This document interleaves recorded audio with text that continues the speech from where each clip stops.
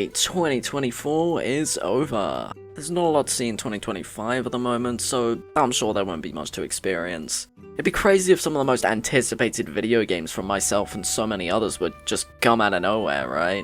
Stuff like Silksong, a Mario Odyssey-like game, a Mario Kart, new Deltarune chapters. That's preposterous. Good thing it won't happen. Right? Color me surprised that this year absolutely rocked my socks off! Hello everyone, and welcome to a quick video I wanted to make covering all the brand spanking new releases I played in 2025. To say this year was an exceptional year for gaming would be a gross understatement. So many companies from so many backgrounds were popping out new things at a rate I could barely handle, and I really only scratched the surface of what came out. There's a lot of stuff that I left out that I really shouldn't have, to be perfectly honest, but I can always go back to them at some point. I am making this as an excuse to talk about some of these amazing things that I would never get to otherwise, or at least not for a long while. My top 3 are amongst my top 25 of all time. This year cooked that hard. Without further ado, let's begin with number 12. R.E.P.O is a pretty darn fun game to play with friends. Did you forget this game came out this year? Holy moly. I think most people watching this are at least familiar with this one. It was absolutely everywhere around March time. There's so many things to do within this game that just make it an absolute blast with friends, like the enemy that sticks to your face and lowers the pitch of your voice. The gameplay is obviously similar to Lethal Company, which sorta popularized the genre of comedy horror games. And then there's the whole conversation to be had about friend slop, which is genuinely one of the worst terms ever conceived by the internet. You know what? Who actually cares about that? The game's hella fun. It's only £8.50, give it a shot. Here's another funny clip. 11. The mere existence of Shantae Risky Revolution is so damn cool. The original intended sequel to the first Shantae game that got cancelled in favour of Risky's Revenge for the DS, back from the dead with a new coat of paint. They even released a physical version of the game for the GBA, like, how awesome is that? As for the game itself, it's short but really sweet. Exactly what I love about these games. I've wanted to make a Shantae video for literally forever at this point, but have never found a good angle to go about it. Any help with this would be nice, I need to get out of this rut. Shantae Advanced takes a similar approach to Pirate's Curse with its structure, but the level design and flow isn't as strong in my eyes. Obviously, this game technically wasn't entirely made this year, so I imagine they kept it as close as it was back some 20 years ago. This makes the weaker gameplay make sense, at least, and I didn't expect a masterpiece from this thing anyway. I was just hyped for more Shantae. Probably towards the lower half of my ranking for these games personally, and I would still say Half Genie Hero is the definitive GOAT. Oh, this game got Brody Tops right again though, you can't do this to me. 10. Aina is a series that has stuck with me ever since I first experienced it. It has one of my favourite styles of any show I've ever experienced. So, to finally see the release of Aina Dream Barbecue after all this time waiting was so liberating, and it completely held up.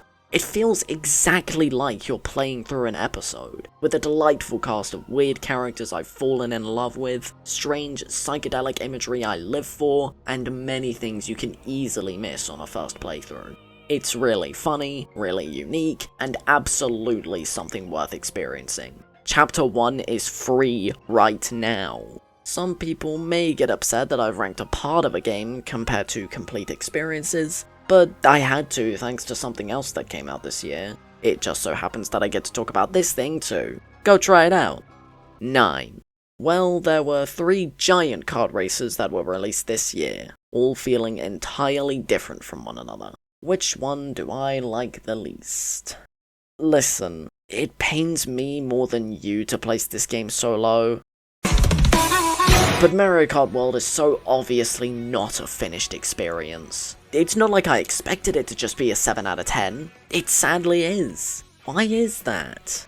Well, I think it's due to the insanely high standards set by the number of tracks in 8 Deluxe, alongside the game not having enough time to figure out its mechanics and ideas. There are some fantastic ideas here. The open world is super fun to traverse, Knockout Tour is a blast, the tracks themselves are brilliant, the character roster is great, Fishbone my beloved. There's so much the game does right.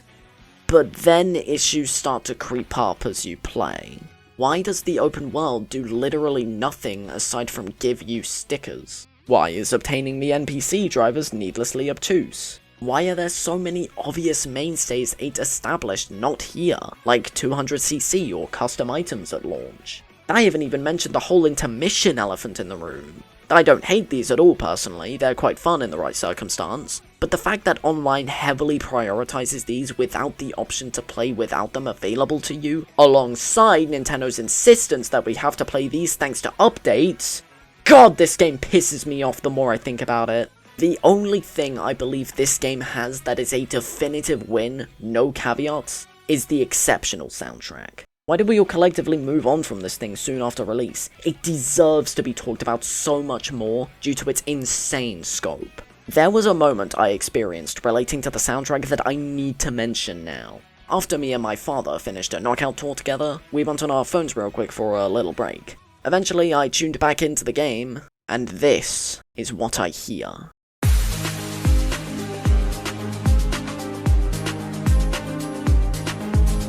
A remix of Space Junk Road, one of my favorite pieces of music in any video game. This basically made me have a panic attack in front of my dad, which was slightly embarrassing, but realizing it was one of the most magical moments of this entire year for me. Overall, Mario Kart World is a super fun, experimental kart racer that falls flat in a few significant places, and it is almost an insult for them to price this at £66 digitally, roughly quadruple the size of a different single-player game that came out this year that I'll talk about later. 8. It was difficult to figure out whether or not to include this one, as it is technically a remaster at its core, but it changes so much about the game design that I thought this counts. Yooka-Re-Playlee fixes basically everything you could have an issue with from the original game. It is shocking. I personally quite liked that original version, but I can understand how it would be frustrating to people at the time. So, check this out. 50 pages in every level, all moves unlocked from the start, wonderfully remastered controls and visuals, tons of costumes to try out, and more. I was mixed at some of these decisions at first, like having all the moves from the start, as I thought it would have removed some of the core design of rareware platformers, but then I remembered. Banjo-Kazooie had no backtracking, barring a single exception you can deal with in like 10 minutes tops. It feels a ton like Mario Odyssey now, which I think was the right call for a more modern, polished experience. I am so happy that this game has had the redemption arc it deserves as a spiritual successor to one of my favorite games ever, and I am so confident that Playtonic can take what they've learned from this remake and make a new game even better. I need more 3D indie platformers in my life, please. 7. Now this is where it gets tough. Which of the other two kart races to come out this year do I like more? Personally, Sonic Racing Crossworlds is simply more fun and addicting. Kirby Air Riders was honestly not something I had my eye on, even when it was revealed that Sakurai was the director. The more we saw of the game, however, and the more we saw of the man of my dreams, it really started to click with me. This game rocks, with 3 super awesome modes alongside a super fun single player campaign with an intricate story. Air Ride is traditional, but still fun in its own unique ways from the crowd. Top Ride is a shockingly fun time. Taking the turns as tight as possible is super fun, and I love throwing stuff at other people on the map. The obvious standout mode is of course City Trial, however. It is absolute bliss messing around this huge city and fighting off against others in the ending minigame. There's really nothing super wrong with this game. It keeps the Sakurai charm we all adore from his games, has a brilliant selection of varying characters, and there's no money weirdness at all. I just personally enjoy the main gameplay of Crossworlds more, sorry. 6. Crossworlds absolutely blew me away. I seriously didn't expect it to be as amazing as it turned out to be. I've already made an extensive video covering the gameplay before, check that out if you want my thoughts on that, so let's talk about everything else here. The rival interactions are a fantastic equivalent to the story mode previous Sonic Racing games have. I'd argue this is better, honestly. We get so many more unique interactions we'd never get to see in a more rigid story mode like with Team Sonic Racing. Do you really think that Cream the Rabbit and Zaz would talk to each other in a story mode? I didn't think so. I've also had the most fun online here compared to all others too, probably because you can interact with everyone in your lobby before the race begins, and that the racetracks are actually the racetracks you want to race on. I love customizing your vehicle, the festivals always keep me coming back, and it truly feels like Sonic has found his footing now. Please don't mess up the next game, whatever it'll be. I'm writing this before the Game Awards, so I don't know if something happened there yet.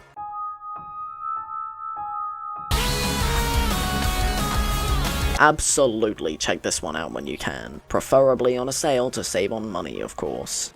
5. It's kinda crazy to think that Metroid Prime 4 was my most anticipated game of the year going into it, because we had no idea of any of the other things that would come out. Thankfully, after an 18-year-long wait, Prime 4 mostly met those expectations. The gameplay is as brilliant as all the other games. Finding that one item you need to finally explore that area from before never gets old. You know, like a Metroidvania. Metroidvania. Wake up, people! Scanning the environment to learn about each location is also just as fun as the other games. I love learning about how each creature uses its attacks for survival. Environmental design? Also top-notch! Fury Green is absolutely stunning, Vault Forge is intimidating and grand, Ice Belt is probably the weakest, but still great. The soundtrack again just hits, with so many adaptive tunes that have stuck with me since release. All of this sounds like a definitive slam dunk, an absolute masterpiece for the ages, right? Well, I'm sure you know this if you paid attention to the marketing and review scores, but there's one major problem with the game that severely disappointed me. The story. And no, it's not because of the other Federation people. I actually really like these dudes, especially Armstrong. She's just so silly. What really disappointed me is the game's use of Silux, the main antagonist. Not to get into spoilers, but the game never really does anything with this badass character. I was expecting a scene or two featuring him talking to Samus about why he has such a disdain for her, but it never really happens. The ending also didn't really feel earned, without spoiling anything. The final boss, plus all the other bosses, were shockingly brilliant, probably the best we've ever seen in the Prime games, but story-wise, it was a heap of nothing to me. I basically reacted like this. Oh, that's it? Surely there's something else I can do, right? No. Okay. This is really the only thing holding the game back from a 9 or 10 out of 10. It's such a disappointment. This game, alongside all the other Prime games, are all video-worthy topics I'd love to get into someday, but I've got a pretty long list of things I need to focus on more ASAP, so you'll have to wait for those. Just know that Metroid Prime 4 Beyond is a super duper fun game to play, but quite the disappointment story-wise. 4. And now we've reached indie heaven. Unbeatable is a rhythm game I honestly didn't even know existed until I watched one of my friends play the demo early on in the year, and I immediately added it to the watch list as soon as it was done. It just looked so sleek and stylish, and the story was super interesting. It had it all. After being pretty on and off about the game for a good while, the game finally released in December, and man, I almost clicked with it as much as FNF. This being a completed game obviously helps out a ton to make it more complete, and it is everything you'd want. Style, responsiveness, different gameplay mechanics other than the normal modes, a super interesting story so far, I haven't beaten it yet, and exceptional songs. Just listen, man.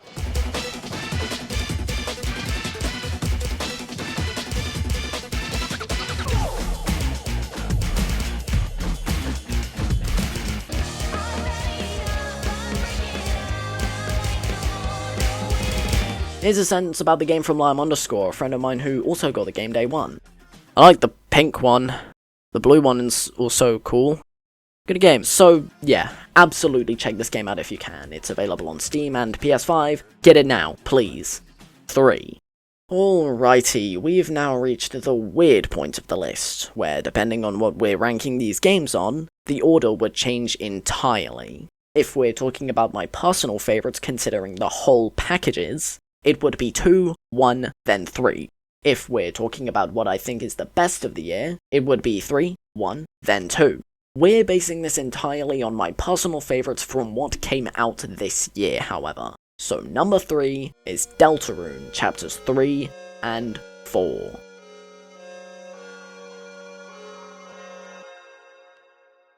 Where do I even begin with these monumental experiences? There's so unbelievably much to talk about with both new chapters. Definitely more with another, but still. And I will be making videos on these in the future, so I won't drag this out too much. Nevertheless, Chapter 3 is a brilliant calm before the storm, housing some unforgettable characters, hilarious bits, and some insane story beats I still can't get over. The secrets are terrifying, the music is top-notch as always, and there's so much to theorize about. I think I personally prefer Chapter 2, but a third place medal so far is still an 8 out of 10 experience, so there's that. Wait, third? That can only mean one thing. Yeah, Chapter 4 is a 10 out of 10 masterpiece the whole way through. More hilarious bits, exceptionally atmospheric music alongside some emotional powerhouses, and the most intense and interesting story beats yet. The game's fully coming into its own now, and I could not be more excited for what's next. As I said before, taking the whole experience of Deltarune so far, it is my favourite of these 3 masterpieces. But in terms of this list, what takes number 2? So, I've had a pretty complicated relationship with Hollow Knight to say the least. I wouldn't say I ever hated the game, it was just the general situations I was put into that made me not want to do anything related to it for the longest time. It's quite the personal story to be honest, so I'll just cut to this year. The April Nintendo Switch 2 Direct happens, and look at what got a 6-second trailer. The sequel, slated to release that same year. After careful consideration on what to do next, I eventually decided that the best way to get over this subconscious grudge would be to just play the dang game all the way through finally. And it worked! Hollow Knight is a genuine masterpiece, completely living up to the glaze it's gotten since release. I was now ready for the sequel to finally release, and once it actually did, me and my friends chipped away at it over the next month or so, and it's better in practically every way. The increased difficulty is so earned, making you feel like you've grown since the first game so much. The art and animation has improved drastically, making you even more invested in each location than before. The areas are all unique and creative in their own ways, with their own memorability. The bosses are masterfully designed, with none feeling too unfair or having any stupid attack patterns, yet still being challenging to complete. The characters are even more fleshed out, with so much to analyze and think about. The new moves are excellent, especially the dash being improved tenfold. Do you want me to keep going? I seriously could make an hour-long video that's just a list like this about this one game. The sheer notion that this game was even remotely disappointing in any way is simply baffling to me. It delivers on absolutely everything it needed to, and then some. I'm so excited for the DLC, go play Hollow Knight Silksong right now. However, there's still one more game we need to talk about. One game that literally feels like it was made in a science lab to be genetically made for me. We've got to go through a whole story for that one too, so let's begin. 1. Super Mario Odyssey is what I believe to be the most paramount game for me growing up, cementing my love for video games and truly confirming that 3D collectathon platformers are my favourite gaming genre.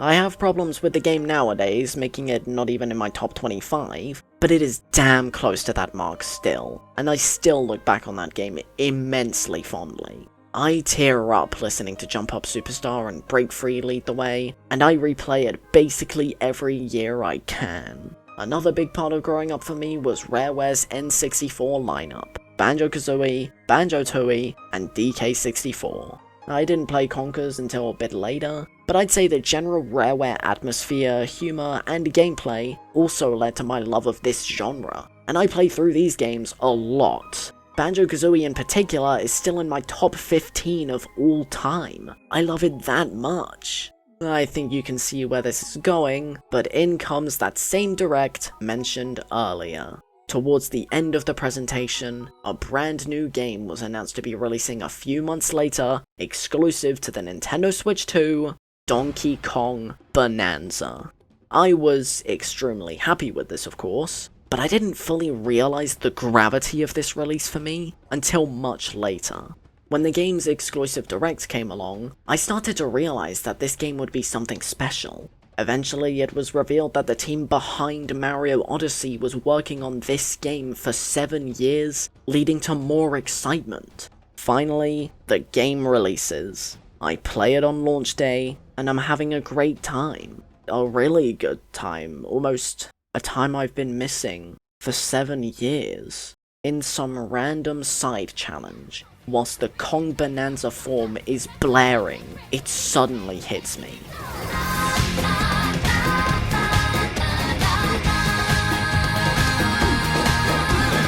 This is it. This is what I've been subconsciously waiting for so long. A brand new 3D collectathon platformer with the Nintendo polish I love, refining all that Odyssey attempted, and more. I had to take a 5-minute break after this realization, something I've never had to do with any game during its runtime, outside of maybe Persona 5 Royal due to the sheer hype I felt during that final boss sequence. Nevertheless, Donkey Kong Bananza is the most for me game I've ever played, giving me some of the smoothest controls in a platformer since Odyssey, some fantastically designed areas that have stuck with me since release, and flawless new mechanics. Each Bananza form becomes more fun than the last, giving you more ways to interact with the environment, allowing for more and more shenanigans. Everything really is a refinement of what Odyssey established, feeling like the biggest love letter fans of that game could have wanted. It doesn't stop there too. The costumes you can get are also slick and nice, the music is goddamn brilliant, and the characters are all so charming. Pauline is adorable throughout the whole thing and has a wholesome as heck character arc too. The Void Company squad are all so charming, surprising me with how memorable they are. Donkey Kong himself is just a delight thanks to how expressive he is. It's just wonderful from all angles. The ending is absolute insanity, and breaking through Hearts of Gold gets me teary-eyed every single time. There's so much to discuss with me and my relationship with this game, so expect an in-depth video later down the line, as it deserves it. Nintendo, through all of their faults this year as a company, still manages to create masterpiece after masterpiece, and I need people to see the pure excellence that is Donkey Kong Bananza. And that was my list. I know there are a good few games I didn't play that are extremely well renowned at the moment, like that 133 game, but there's always time to play it later down the line. Speaking of playing things later down the line, in fact, during the release of this video, there'll be a bonus one on my second channel, going over what I did in 2024, as I didn't make a video for that year, as well as anything else I did in 2025. I talk about stuff from Earthbound to Smiling Friends to Dark Souls and PewDiePie for some reason, so check that out if you want to know more. Well, 2026 is looking pretty interesting so far. I'm especially excited for Bubsy 4D somehow, so I'll see you then. Goodbye.